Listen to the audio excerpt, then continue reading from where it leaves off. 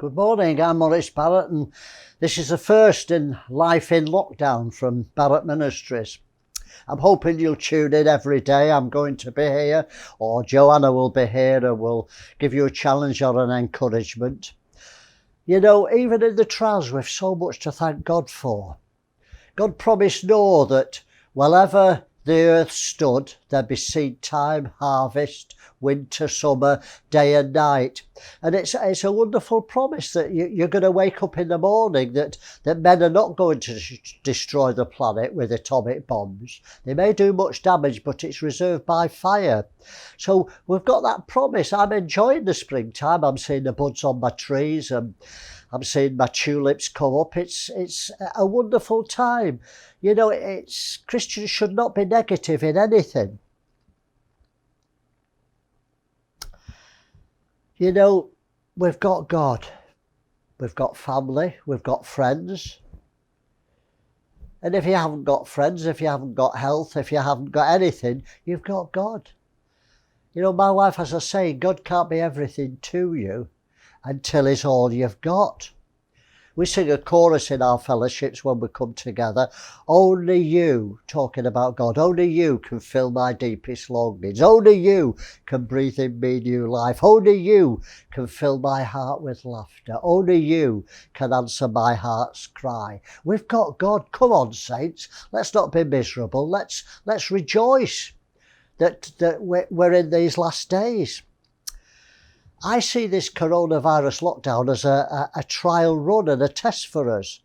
You know, the time's coming when you won't buy or sell. I'm not scaremongering. This is not conspiracy theory. This is written in the Bible, the mark of the beast, where you won't buy or sell. So let's use it as a practice run. Let's build ourselves up. So what can we do? I've got 3 things this morning. Number 1, you can decide not to grumble. You know, grumbling and moaning and groaning, it should never come out of a Christian's lips. It's pathetic, really, how so many Christians are just like the world. Things happen adversely, and I understand that, but grumbling, it displeases God. You know, the children of Israel didn't go in the promised land because they murmured. Murmuring is to doubt God in the circumstances. And unbelief's so damaging to your walk of faith because it's the very opposite of faith. And God called the murmuring of Israel rebellion. He said they rebelled in the wilderness. They murmured. And rebellion is the same as witchcraft. So if you progress it, it's quite scary. Let me read from Numbers 14:27 to 29. How long shall I bear with this evil congregation, which murmur against me? I have heard the murmurings of the children of Israel, which they murmur against me. Say unto them, Moses, as truly as I live, saith the Lord, as you have spoken in my ears, so will I do to you. Your carcass shall fall in this wilderness, and all that were numbered of you, according to your whole number, from 20 years old and upwards, which have murmured against me. You know, murmuring is often a prophecy.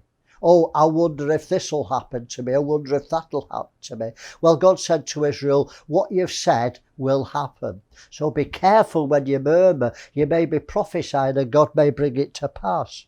So, number 1, decide not to murmur. Number 2, decide not to do fear.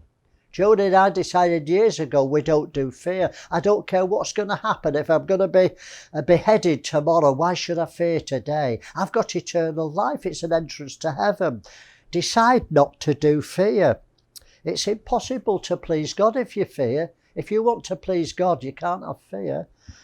Hebrews chapter 12 verse 6, without faith it's impossible to please God. Well, fear's the opposite of faith. It's the enemy. When you fear, you please the devil. When you have faith, you please God. So decide you're not going to fear. And number 3, we can prepare for the future. We can use this as a catalyst, as a booster to our faith. If the Bible is true and we're at the end of the world and it's going to get worse and we won't buy or sell, God's given us a chance to exercise our faith now. You know, it'll come suddenly. I think the whole world's been shocked by how quickly panic not only from people, but from governments or pressure from those at the very top, have caused a lockdown of the whole world. It's happened in a few weeks. It happened. I was away in Uganda for 2 weeks, and the lockdown happened. When I came back, everywhere was locked down. It wasn't locked down before I went. So it's amazing how quick it can happen. Don't be deceived. It's going to suddenly trap the whole world. And God's given us a chance to exercise our faith. It'll be too late when it comes.